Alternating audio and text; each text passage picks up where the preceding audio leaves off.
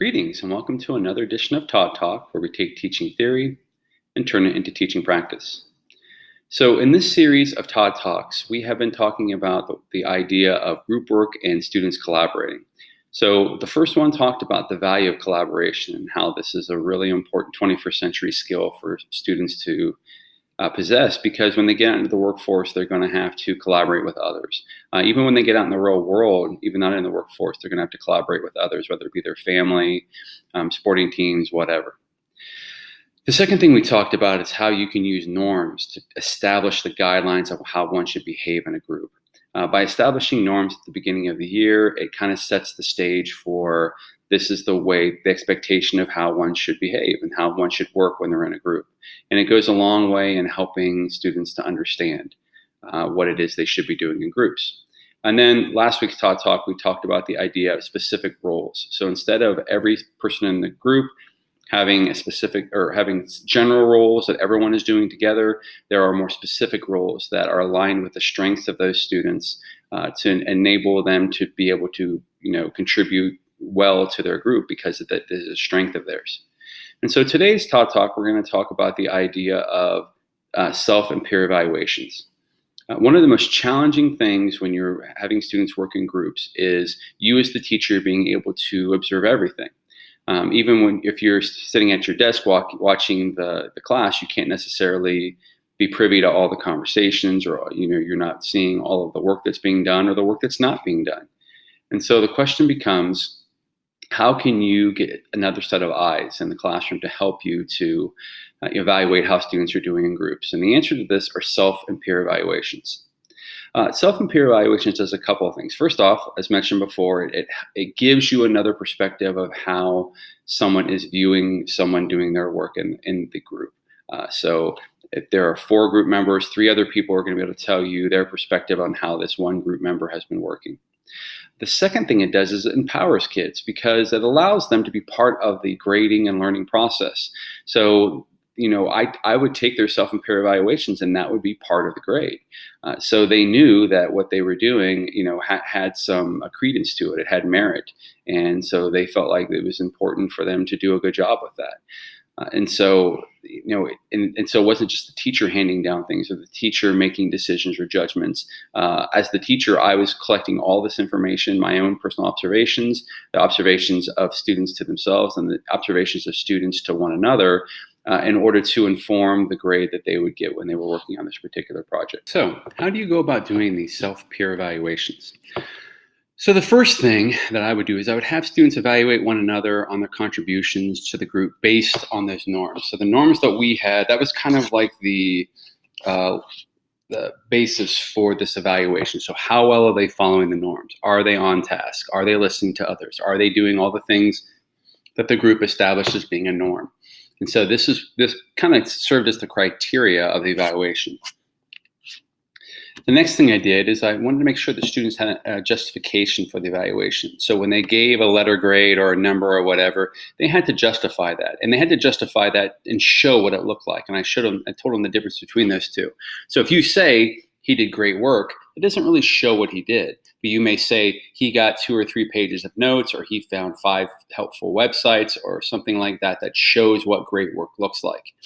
And so similarly, if a student did poorly, it says the student did not contribute. What do they mean by that?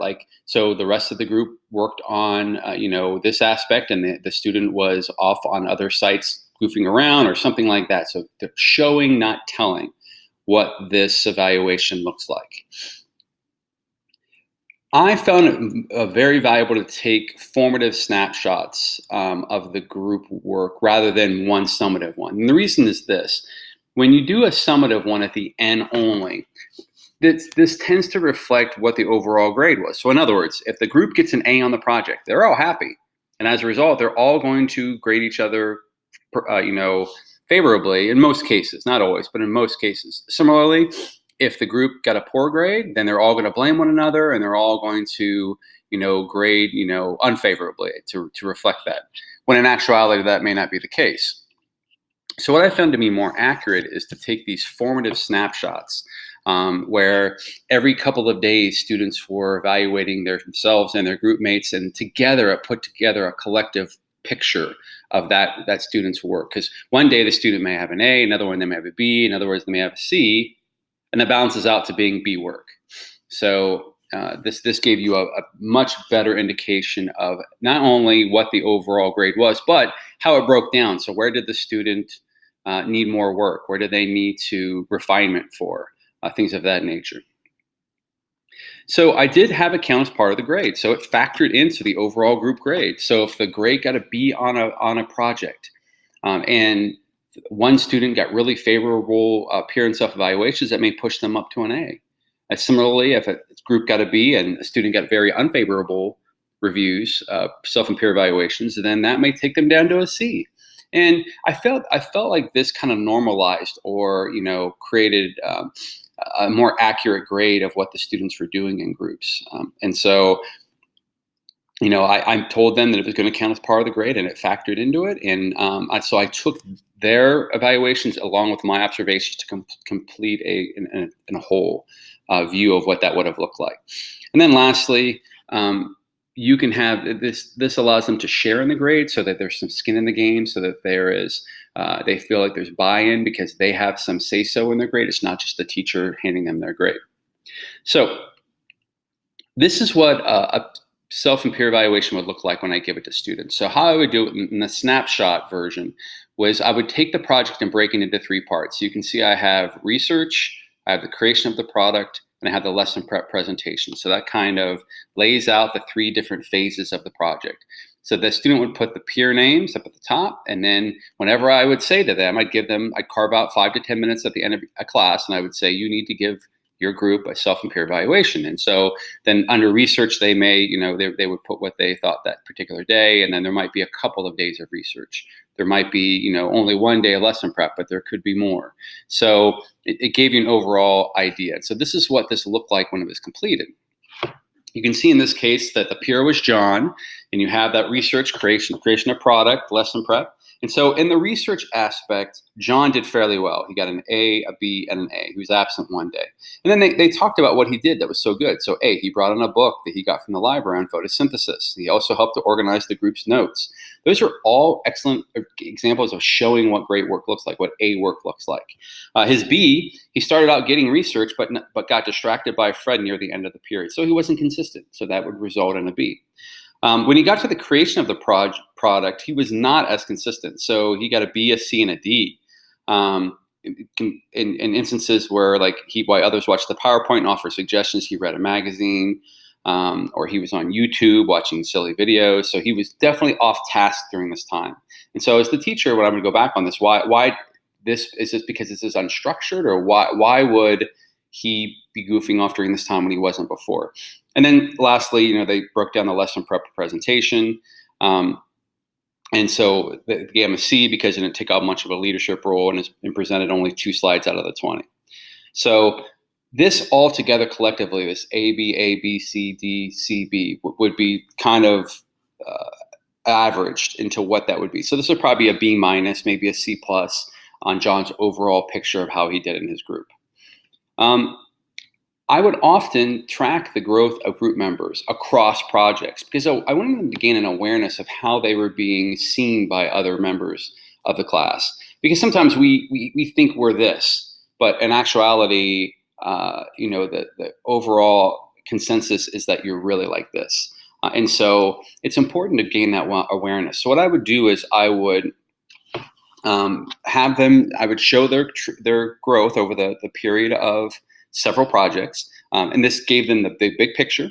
It allowed them to see whether improvements could be made, or if they were falling back into bad habits and had to do a better job. It provided them with context as compared to others. In other words, they may think they did a really good job as compared to this student who did a ton of work or did an excellent job on it. They may not have. So we all think we deserve A's, but let's be honest. Not everyone deserves an A. Some people work harder or do better job than others. And so you have to have that differentiation within that. So this is what it kind of looked like. So I wouldn't give student names, but I would assign them a number. So for instance, for student number 3 here, they got an A minus on their first project, a B plus, and then straight Bs. So that student might reflect back on what did I do on project 1 that got me the A minus? What was I doing differently that I could be doing in these projects to raise that grade? Similarly, there are students that have greatly improved. So you have this student here that started out with a B plus, but then they started getting an A minus, A minus, A. So they are pretty consistent in getting the A and doing really good work. Here's another student, student 7, that went kind of downhill. And so again, they would have to ask themselves why that was. And so, and also, you see, it shows the entire class's grades.